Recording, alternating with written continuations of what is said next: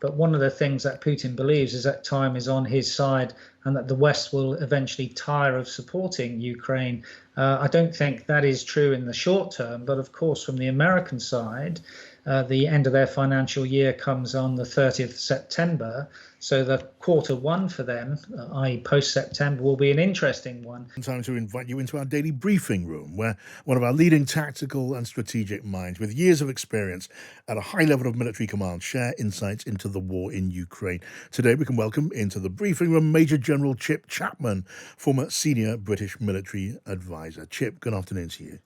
Good afternoon, John. So, Chip, you'll have been watching the news that that Vladimir Putin is travelling to Tehran next week as part of a strategy, a plan of consolidating Russian ties with Iran. First, your thoughts on that?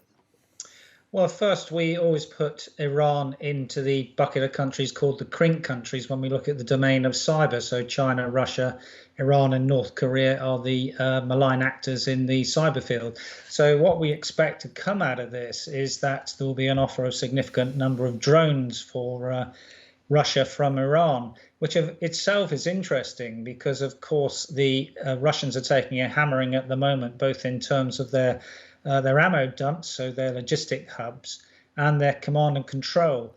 And that is to do with the Russian HIMARS, that's the High Mobility Artillery Rocket System, along with the MRS Multiple Launch Rocket System. So one of the ways to negate that is to go HIMARS hunting, really, by using various types of drones. Now, we don't know what sort of drones they might use. And of course, drones come into various types. There are 5 types if you look across the panoply there, from micro, small, tactical, medium altitude to high altitude. And they're all based on either range, speed, size or mission. So we don't know what type of drones they'll get. So seeing what that means will be the indicator of what the Russians want and for what purpose. Yeah, I mean, you're underlining a point that we've discussed before and has come up a number of times before, which is that the use of drones in this Ukraine war has been of enormous significance. They're talking about supplying hundreds. Is that potentially a game changer then, Chip?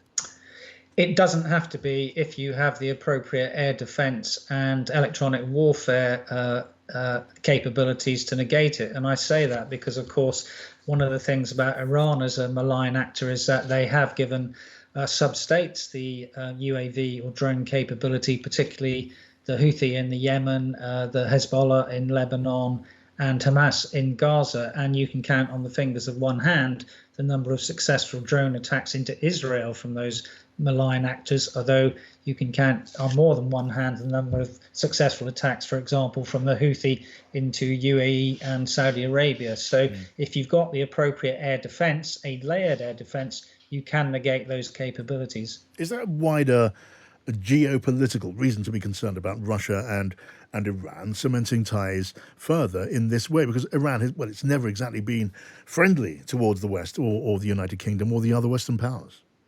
Well, of course, President Biden is just about to go on his way to a Middle East visit, including to KSA, Kingdom of Saudi Arabia, and Israel. So partly it's to do with his visit there, because, of course, the Shia-Sunni split means that you have Iran and Saudi Arabia seeing themselves as primus inter pares in the region.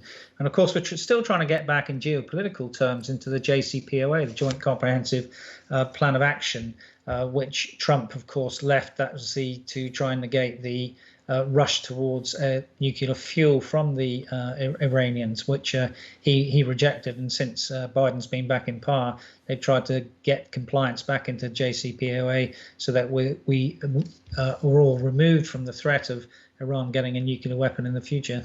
Yeah, look, bring the focus back home now for a moment. The leadership contest to be our next Prime Minister, the Conservative Party's next leader, that is now in full flood. The subjects of Ukraine and the war in Ukraine has really not featured, which tells us, doesn't it, Chip, that the idea of a change of leader at this point, we heard so much of this during the political crisis here, that a change of leader would disrupt the business of managing policy on Ukraine. That was never really believable.